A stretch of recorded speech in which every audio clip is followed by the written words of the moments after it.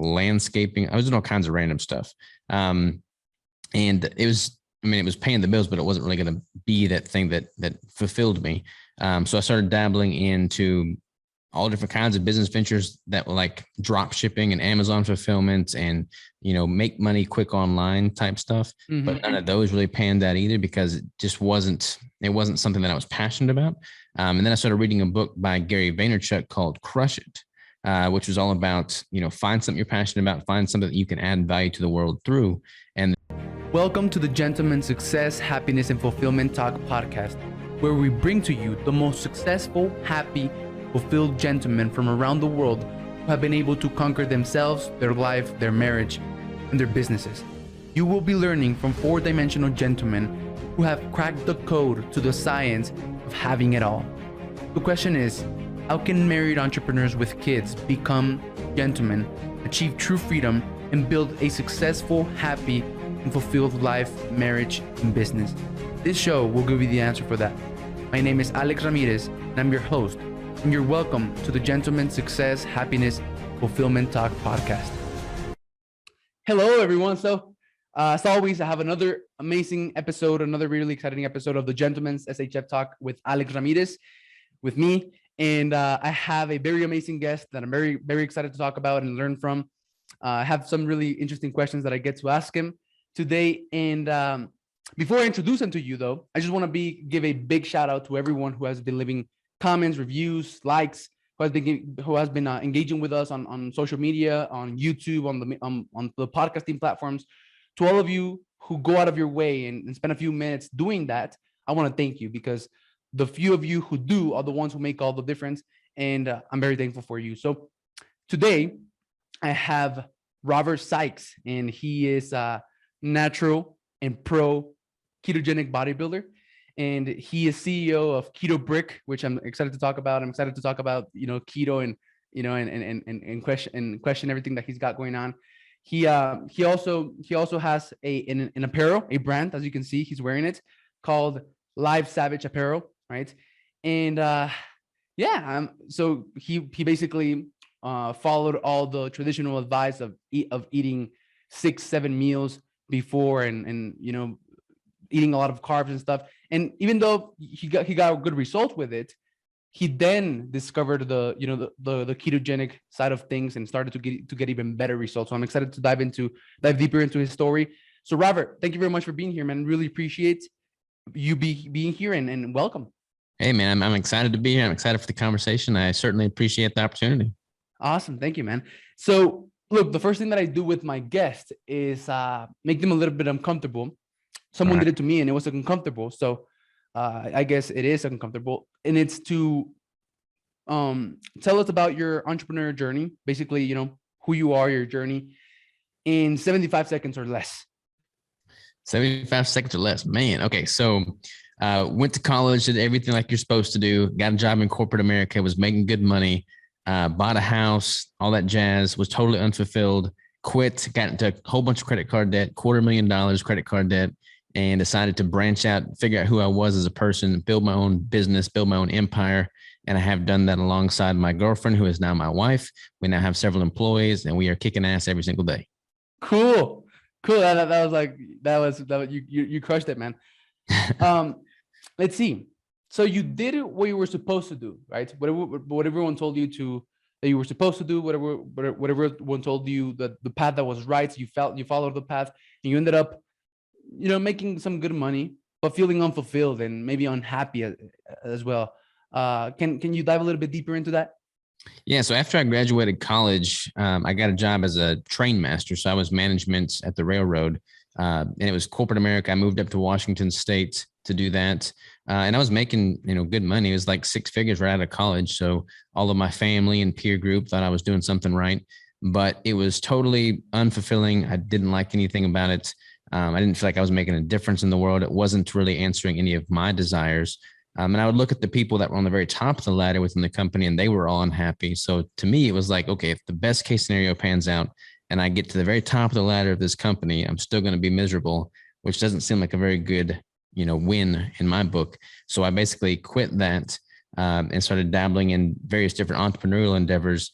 most of which did not pan out until I started really just honing in on what I'm doing currently, which is following my passion around something that I believe in, which was the ketogenic diet. Cool. So man, you have something secure already. You were making good money, right? In the eyes of like society, 6 figures was like, holy shit, 6 figures, right? And you have something quote unquote secure. So like, how did you have the balls, right? To like jump into wanting to be an entrepreneur and starting your own thing? So I knew that I wanted to be an entrepreneur even when I was with the railroad. And I thought that was going to be taking the form of real estate. So while I was working as a train master with the railroad, I also branched out and I got my real estate license, and I was going to buy and hold real estate, like rental income properties. And I did that. I got my real estate license. I started buying and selling houses. I found a real estate property that I was going to buy that was like a small fourplex apartment complex. And I was going to start getting rental income from that. And right when that happened, I basically like put an offer in on the building. And then right when that happened, the railroad gave me a promotion, but the promotion would have required me to move to a different state, Wyoming. So basically I would have, the real estate license would have been all for naught because that was in a Washington state. So my option was basically to stay with the railroad, stay with the security, or leave that and branch off and do my own thing with the real estate. So that's exactly what I did. I just basically said, screw the railroad, and I started doing my own thing. The thing is, when I quit the railroad job, I lost approval from the bank to buy that property. So now I had no money and started living off of credit cards, no job, no money, and started living off of credit cards. And that's how I got like $250,000 in debt pretty quick, which was not a good place to be in. So that's when I started dabbling in all different other kinds of business ventures. I was working like 4 different jobs at the time to make ends meet. I was working the front desk at a gym. I was working, doing remote accounting work for a buddy. I was doing like landscaping. I was doing all kinds of random stuff. And it was paying the bills, but it wasn't really going to be that thing that fulfilled me. So I started dabbling into all different kinds of business ventures that were like drop shipping and Amazon fulfillment and, make money quick online type stuff. Mm-hmm. But none of those really panned out either because it wasn't something that I was passionate about. And then I started reading a book by Gary Vaynerchuk called Crush It, which was all about, find something you're passionate about, find something that you can add value to the world through, and then double down on that, create content around it, and then just, become the expert in that space. And for me, that was the ketogenic diet. So I basically paired what I was passionate about with nutrition and bodybuilding, and then started creating content around that, built a podcast, built an Instagram profile, and just started adding a ton of value. And then I started doing online coaching. And that was pretty much the catalyst that started getting things going in the direction they are currently. Cool, man.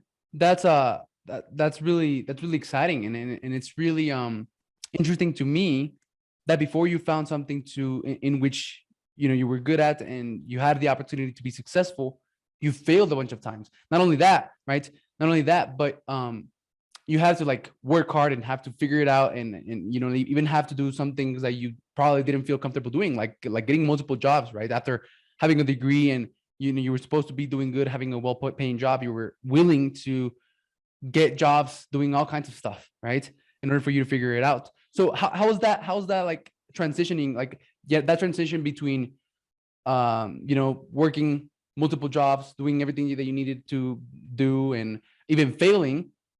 How was that, transition into like finding something that you were passionate about and that you were, you had experience with, you had some value to give naturally because of who you were.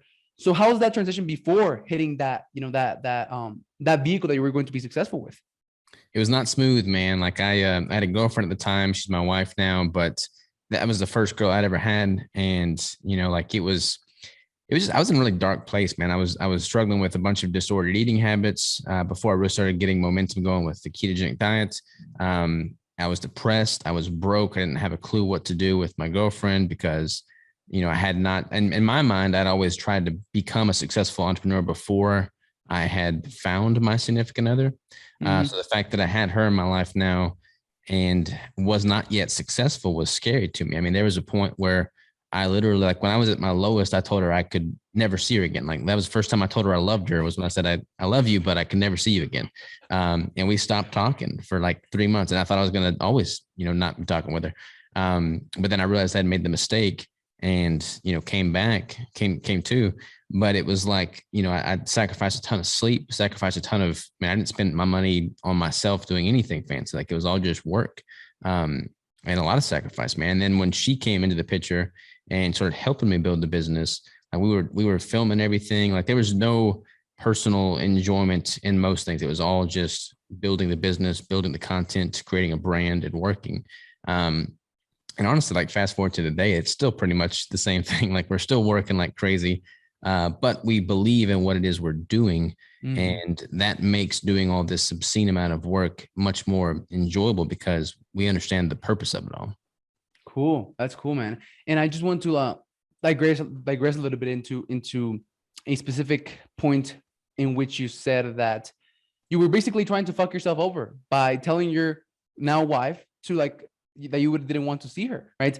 And it was just because I've been through that, right? And I just read a book called The Upper Limit. I don't know, The Big Leap. It's called The Big Leap, and it talks about how like we have this tendency of fucking ourselves over, right? When we are experiencing, a certain level of love that we're not comfortable feeling. So we get to a certain level of success, love, fulfillment, and once we hit that ceiling, we want to like self-sabotage to go back. So you found this significant other, but your own insecurity, right?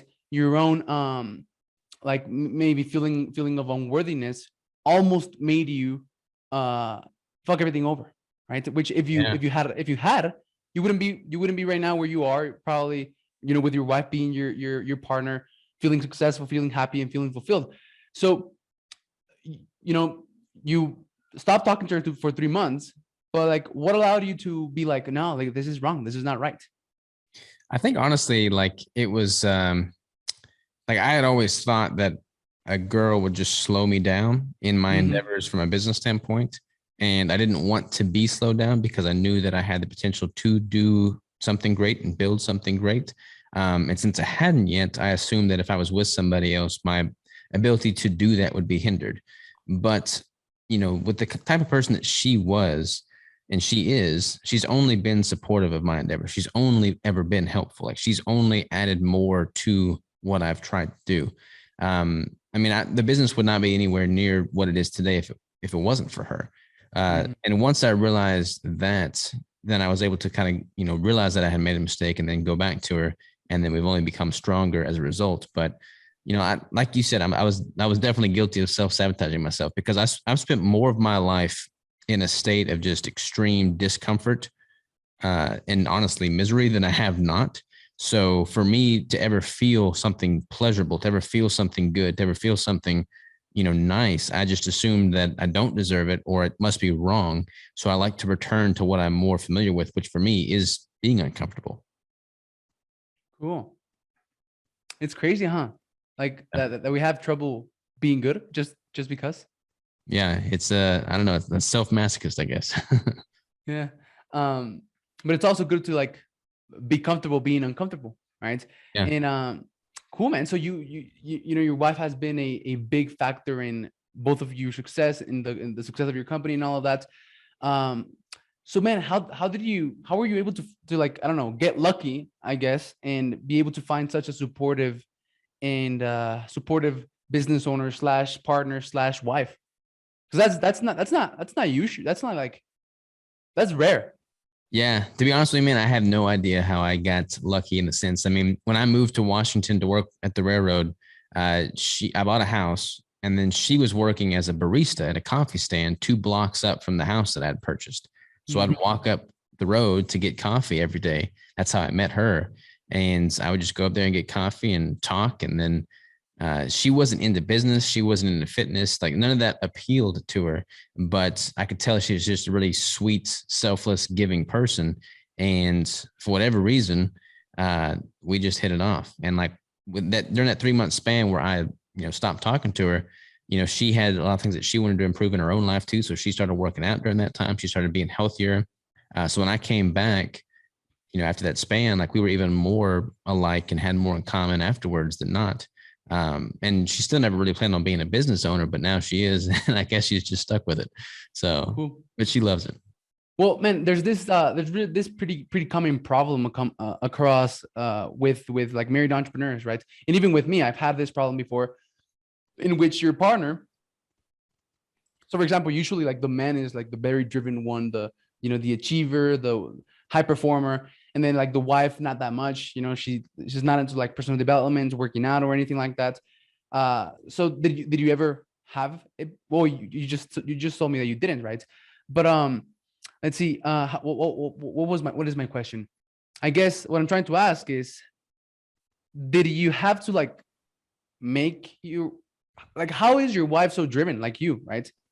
I think she's driven in her own way, and then she became more driven towards the fitness and the entrepreneurial side, possibly because she saw how it positively impacted my own life. And I was just simply like, I never pushed it on her. I just simply lived my life by example. And I think she's seeing that maybe she wanted to emulate it in her own way. But because I've certainly never, pushed on her fitness or entrepreneurship. But, with the entrepreneurship, she and I both were broke. So we both just needed to make money. And for us to be able to start seeing success with the business, we both just started pouring ourselves into it. And because we were pouring ourselves into it, we by definition became more vested in the business and what we were trying to build. So she became passionate alongside me in building that business. Cool. That's really cool, man. And a lot of the people that are going to be hearing this are, young married entrepreneurs with kids trying to figure everything out, their life out, right? Their business out, their relationships out, themselves. And the like number one problem, or at least what seems to be the most painful problem, what stands out is the money, right? So you and her were broke and all of that. So like, how were you able to figure the money out, man? The money game out. Shoot, man, we still haven't figured it out. Like we're definitely better off than we were then. Cool. But like everything we had, we just poured back into the business. Like we don't drive anything fancy. Like I'm still driving the same truck that I was driving in high school. Like I don't invest money into frivolous things. I invest money into the business because it has the potential to make us more money. But it's not even all about money. Like we're passionate about what we're doing, but the business that we have now requires a bunch of money to operate. Like we have overhead, we have employees, we have a building that we have to pay for, a mortgage on that building, ingredients for our product. So there's lots of costs associated with it. But honestly, just simply pouring everything that we made back into the business and not, living frivolously and buying things that are superficial is the main thing. Mm-hmm. So before you made that shift into, being able to make your business work, before, you had to try a bunch of stuff which had to fail. And like the difference, which I'm getting from what you're saying, is like the passion, right, that you had with fitness and like your own personal experience with it. So man, how important do you think having a personal experience doing what you're doing and what you're helping others do, and having a passion for what you do, how important do you think that is? Because a lot of people, they're just like so focused on the money that they don't get it, right? Yeah. So how important do you think it is for you to have passion and like purpose inside of what you're doing? Yeah, I mean, for the way we've structured our business, it's paramount. I mean, there's definitely people that are making money doing things they're not passionate about, and to them, more power to them. I haven't figured out how to do that. I don't really have any desire to do that because that would be unfulfilling, I would assume. For us, like we've had so many obstacles and hurdles that have come our way. If we weren't passionate about what we're doing, we would have crumbled because we wouldn't have had the staying power to make it through those obstacles. But since we are so passionate about what we're doing and what the difference that we're making is, we're able to stick with it and fight through all those hardships. Because like when you're in business, man, like there's no easy way to do it. At least I haven't figured it out. I mean, it's hard. It's arduous. It takes time. Like we've been doing this we launched the business in 2016, and we've grown steadily year after year since then. But at no point has it been an easy journey. It's been an uphill climb the whole way. So if we were not truly vested and believed in what we were doing, we probably would not have had the staying power to stick with it as long as we have. Mm-hmm. Yeah. Yeah, man, definitely. And so what do you think, apart from passion and having a partner that supports you and just being invested, what else do you think has kept you in the game so long and working so hard? Not living fancy, man. Like you see so many people these days that just want to be fancy. They want to be, overnight success stories on social media and post pictures on Instagram about them driving around in a Ferrari or a Lamborghini and wearing Rolex watches. I feel like you got to, I mean, it's not normal to be able to just live in this extravagant lifestyle right off the bat. And that, I mean, I don't even know if that would be the desire, and certainly not the desire for me. Like there's more to life and what we're doing than that, I believe. So rather than just taking the money your business, generates and pouring it into things that are superficial, making a difference with that, pouring it back into the company and growing, especially when there's so much uncertainty. I mean, there's so many companies that were seeing great success before this pandemic. And then when the pandemic hit, like it totally put them under because they didn't have a foundation. They didn't have an underlying, solid base. And I feel like if you're living very frivolously and you're not investing back to the company with a long game picture and view as to what it is you're trying to build, then you're much more likely to be built on a house of cards and crumble when something like that happens. Cool.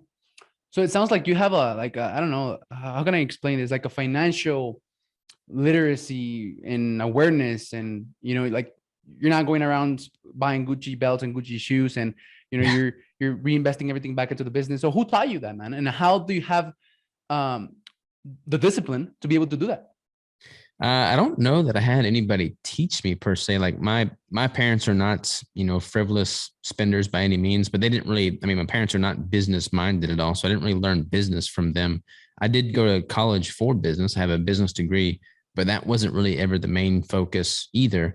I think for me, I think when you're passionate about, he used the word passion, but whenever you're building a business that is truly fulfilling and you feel like you're making a difference in other people's lives, and that difference is much more profound than just the clothes that you wear, the car that you drive, those frivolous things like the Gucci belts and whatnot, like it doesn't do anything for you. Like I don't feel any more fulfilled if I was to have something like that. So for me, it's like no desire. Like I wouldn't want that. I would rather spend money. If I was going to spend money on something that was not for the business, I would spend money on experiences with other people, because that's, from a networking standpoint is really good, but then also just from like a fulfillment standpoint is really good. Like you get to spend time with quality people, and I would rather spend my money there towards things that, aren't adding any value. That's cool, man. And one thing that I get from that is, so when you're doing this thing that you're really passionate about and that you feel like it's your purpose and that it fills you up, right? So why would you not be doing everything you can to help you make a lot more progress in it, right? So such as something very simple like taking care of your body and taking care of yourself, right? Well, what would you not make sure that you're taking care of your body and taking care of yourself, and that you're fit and that you're energetic and that you're driven and that you're healthy? Why wouldn't you do that if you are doing something that you're passionate about and that fills you up and that you believe it's your purpose, right? So I want to jump into that aspect of what you do, man, like taking care of yourself, because I'm very passionate about taking care of myself and just like performing at the highest level. So one of the reasons that I work out so much is not so much because I want to be jacked, but it's just because it's like an expression for me to see what I'm capable of, right? And I just love that week after week, like I track my workouts, and week after week I beat myself and it just feels really good, right? So I want to jump into that, man. So let's see, what do I want to ask you, man? So I've heard this, so there's people that think that say that the right diet for humans should be like plants and fruits, right? Because of evolution, from an evolutionary standpoint, we were like eating a lot of plants and fruits. But then there's the other aspect that said of people that said that the right diet for humans is like should be like meat and a lot of protein and a lot of fat. So yeah, like I don't know. Tell me your experience on like going keto, man. And I don't know, maybe you've done studies and all of that. So I'm really interested in learning about that from you. Yeah. So, I mean, I ate much more of a mixed diet prior to doing ketogenic. I've been doing keto now for 7 years. And to me, keto helped overcome my disordered eating tendencies. And I just felt better and performed better. And my diet now is very high in dietary fat and protein, very minimal total carbohydrates, no fruit, and a little bit of vegetables, but nothing crazy, but no carbs, like no breads or rice or anything like that. And, from an evolutionary standpoint, like nobody really knows because we're all, none of us were in existence back then. But I feel like it's relatively safe to say that there was there was definitely an abundance of vegetables, but the fruits and vegetables that we have today are nothing similar to what was Hey, sorry for the interruption. I just wanted to tell you that this podcast has completely changed my life in ways that you could never imagine, and I would like the same for you. Look, you are the average of the 5 people you surround yourself with, and the fastest way for you to level yourself up in every area of your life is for you to connect with people who are where you want to be, build relationships with them, and connect with them. The best way for you to do that right now in the digital age is for you to start your own podcast. And I just wanted to let you know that I have a free training that you can get free access to. It's called the 30-day Net Worth Skyrocketing 3-step podcast cloak track framework. And it's going to show you how you can start and automate everything in your podcast, from finding your ideal guest, getting them on an interview with you, and creating an automated content machine in just 30 days. By executing on this free training, you're going to be able to connect with high-level people, no matter how rich, famous, or out of your league they may seem, in just 30 days with less than 1 to 2 hours per week, so that you can increase your net worth, your authority, your trust, your client acquisition ability, and your opportunity. So there's a special link for this free training in the description of this video. Thank you for watching and tuning in, and I hope you enjoyed the rest of this episode. Bye-bye. Around, 3 million years ago, there was like the fruits that we have today have been engineered to be as big as they are, as tasty as they are, as sweet as they are, to have as much sugar in them as they do. Like that was not really the reality back then. Now, when we had like the megafauna, like the mastodons, we had the woolly mammoths, things of that nature, like people probably did consume those. There's pretty good evidence to say that they did consume those, and that would have been predominantly, animal fats and proteins. And if you look at how we are designed now, the meat that we consume is very bioavailable. Like our bodies can assimilate that meat and fat and make use of it pretty well. There are people that are seeing success with a vegan diet without any meats or any proteins from animal-based products, but they oftentimes require much more supplementation to make that work at an optimal level. So I hardly consume any supplements at all. Like I pretty much consume animal products, animal fats, animal proteins, and my body functions very well with that. So I've experimented with, I can't even tell you how many diets, man, but doing this for as long as I have now, I feel very great. I compete at a high level within the sport of natural bodybuilding. My strength continues to improve. Everything continues to improve. So I feel very confident that it's a very good diet for me and many others.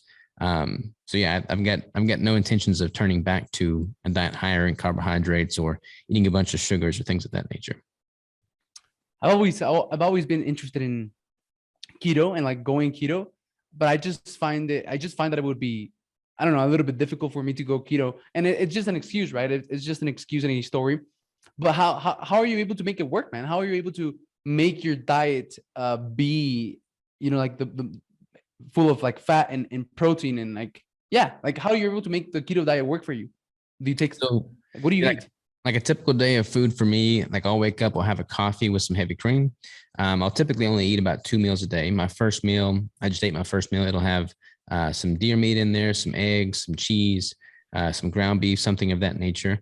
A keto brick. So that's one of our business entities. The keto brick, I'll have one of those a day.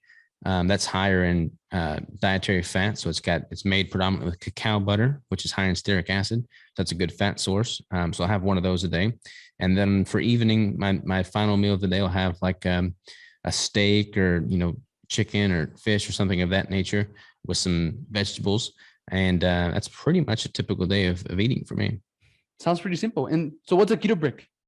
A keto brick is a 1,000 calorie ketogenic meal replacement bar. So most bars out there, 200 calories, higher in protein, higher in carbs. This one is a keto brick. So it's 1,000 calories.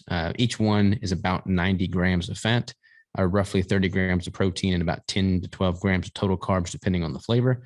So that's pretty much something that I eat every single day. Cool. So the keto brick then makes it a little bit easier to hit your calorie intake and hit those macros as well. Pretty cool, you really don't have to eat them, but they make it easy for sure. So I like eating them. Nice. So do you experience any, I don't know, like digestive issues with keto or anything like that? No, I mean, if people go from eating a standard American diet, higher in carbohydrates and processed foods, and they switch over to keto, there may be an adaptation period where their digestion is suboptimal for a week or two, but then after their body acclimates to that new diet, they shouldn't have any digestive issues. Mm-hmm. Okay, cool. That's awesome, man. And so before you did it, normal, what's like traditional, like six meals per day diets and that kind of stuff. Like, what kind of difference have you noticed with like performance, strength, energy, focus, and all that Yeah. stuff? One of the main things is inflammation. Like I used to, well, there's a couple of different things. So when I was eating 6 or 7 meals a day, trying to get big with the traditional bodybuilding approach, I didn't like being a slave to food. Like I would eat every 3 hours, have to carry around 7 Tupperware with me everywhere I went.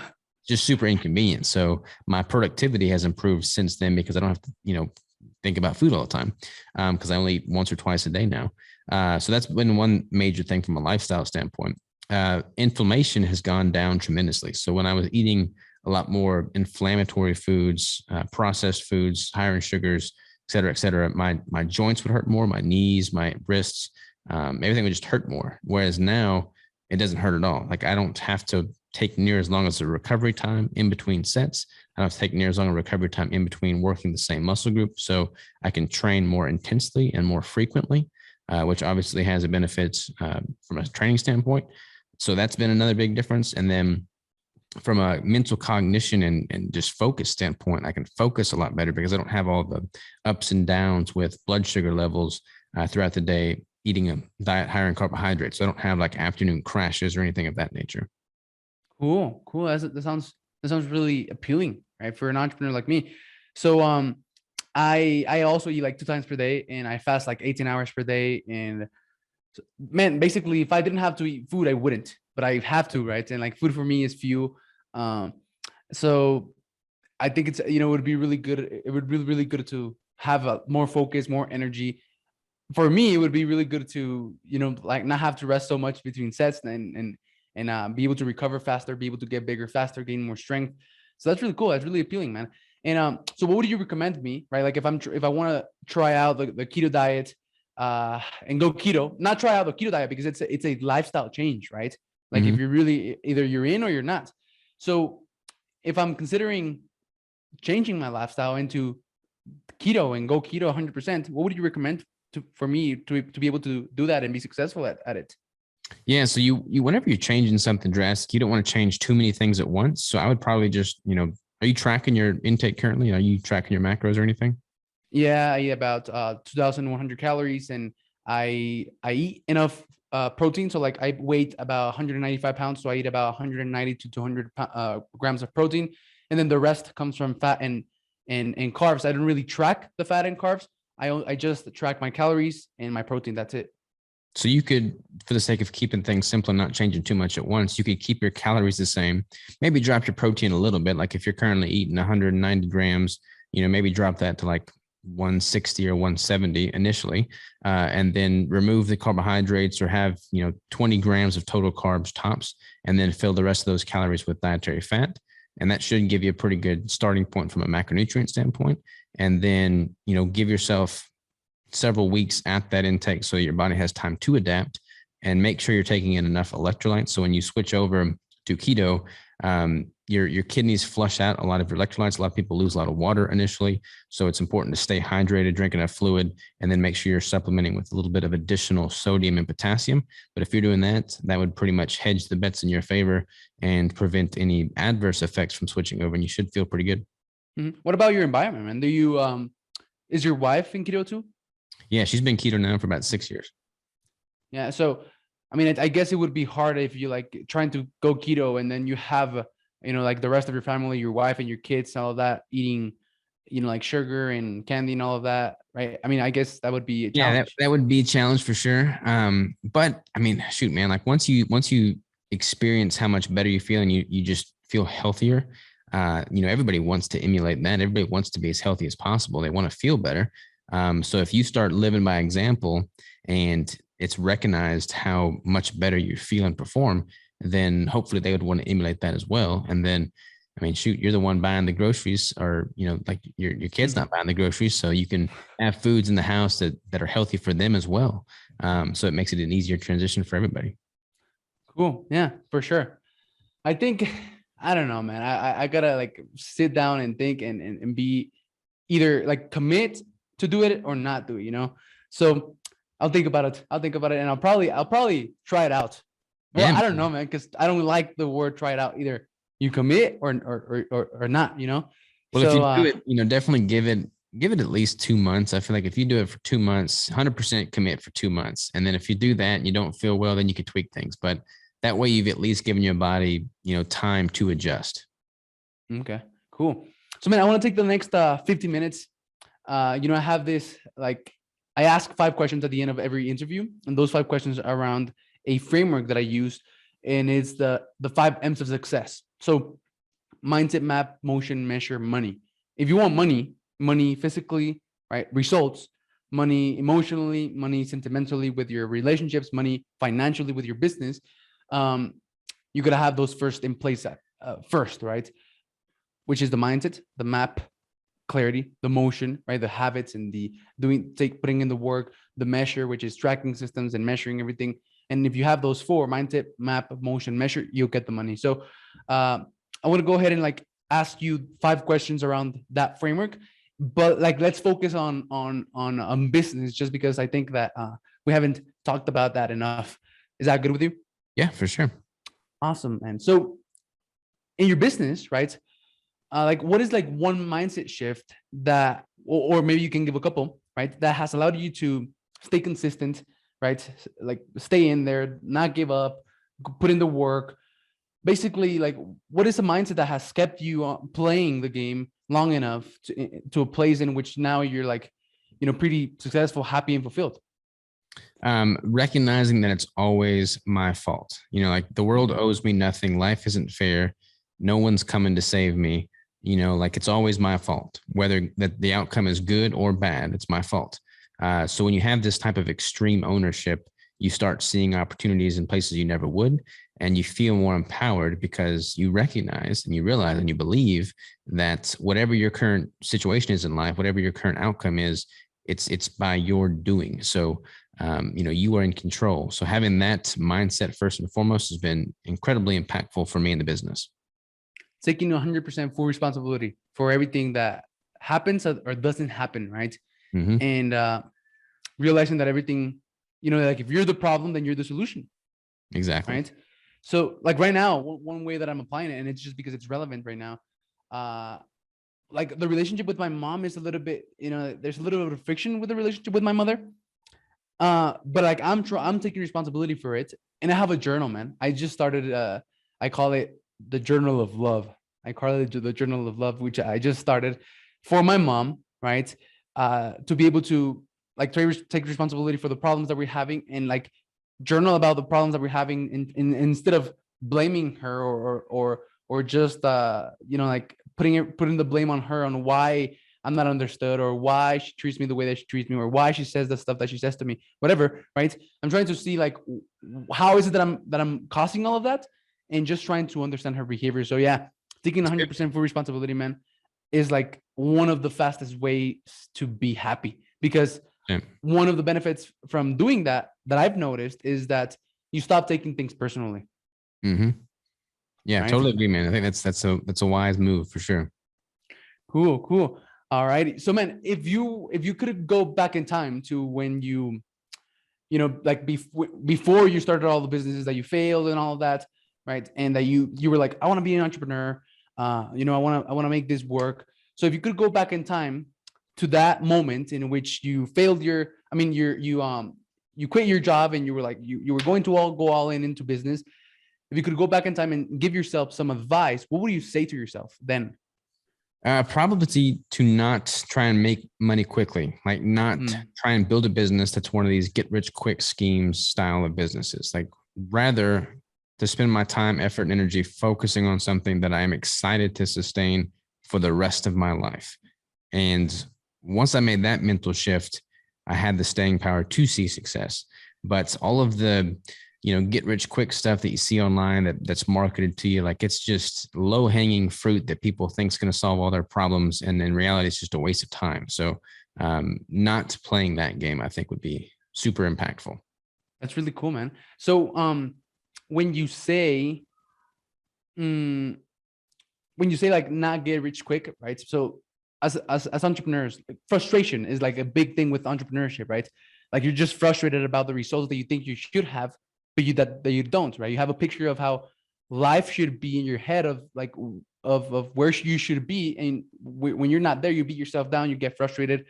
So what's your take on that? Is that part of? I think it's healthy to find contentment in life, but never to be satisfied per se. Like I don't want to be satisfied to the point where I become complacent, because it's easy to become complacent. Like people become complacent all the time in their businesses and in their jobs and their career paths and their relationships and everything. So always striving to get better and never settle with complacency is very important.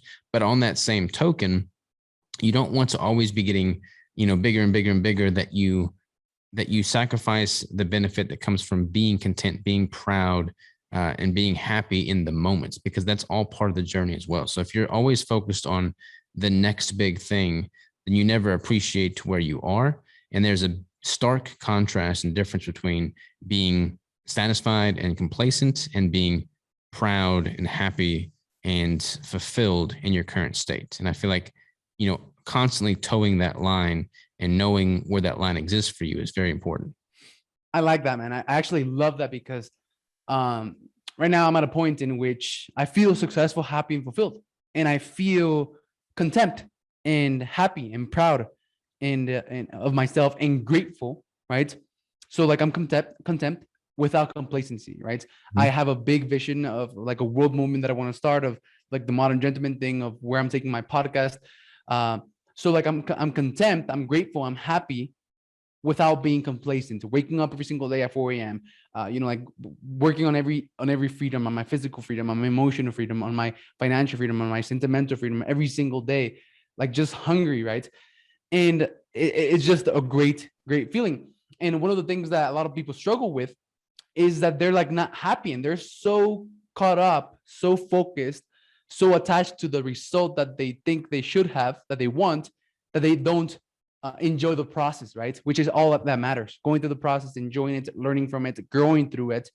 And like, even if you get a person that is not content because they want to be somewhere else, right? Even if you get that person and put them wherever they say they want to be, once they get there, there's going to be another place that they would like to be then. So absolutely. Like, what would you suggest someone, man, to be able to have that balance between contempt and no complacency, for them to be able to, like, what would be an advice that you could give someone so that they can start enjoying the process, going through it, working through it, growing through it, instead of being so caught up on the things that they don't have?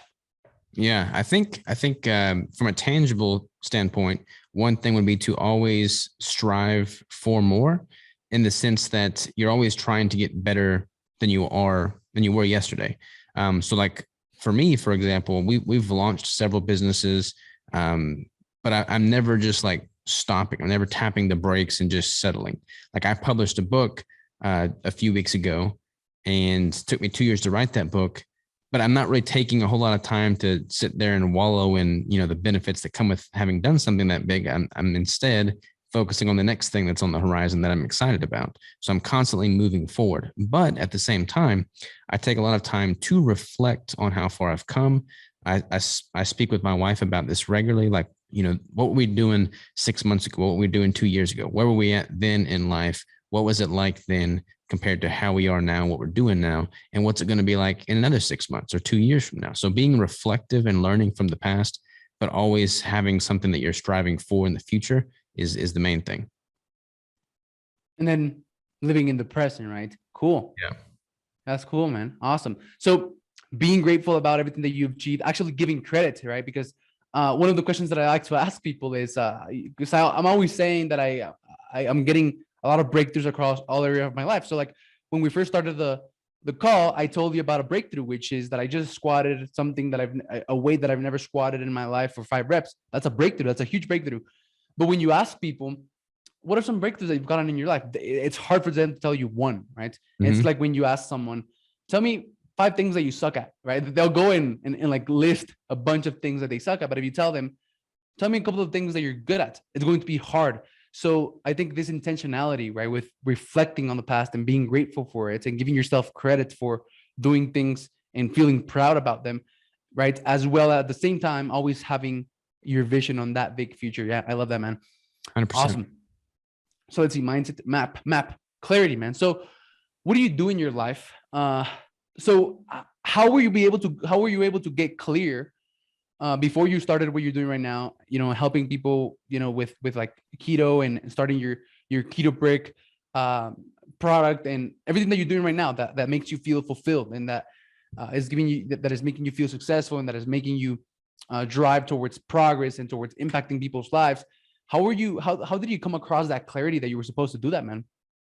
I think I just hit rock bottom, to be honest. Like when I was at my lowest, darkest point, I was suicidal and depressed and did not want to go forward in the way that I had up to that point. So my clarity came more so out of a desperation for a better life than I was currently living.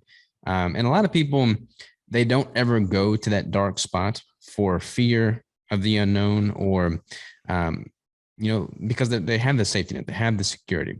But when you do go there, you became increasingly aware of what you don't want. And when you know what you don't want, you can much more easily determine what you do want. So for me, being in that dark spot, I have a very clear idea of what I didn't want in my life. And I had a very clear representation of what it would take to get what I do want.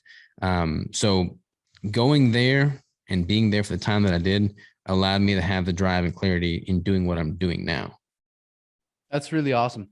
So once you hit rock bottom, you're so clear about what you don't want that it's almost inevitable for you to get clear on like what you do want. Exactly. And clarity is so important, right? Because if not, you have other people picking for you, which is maybe what you experienced, going through college and doing everything that you were supposed to do, right? Everything that people told you that you should do instead of doing what you want to do, right? To getting clear on that. So do you have any other advice or takes when it comes to being clear about who you are, what you want, where you're going, and why?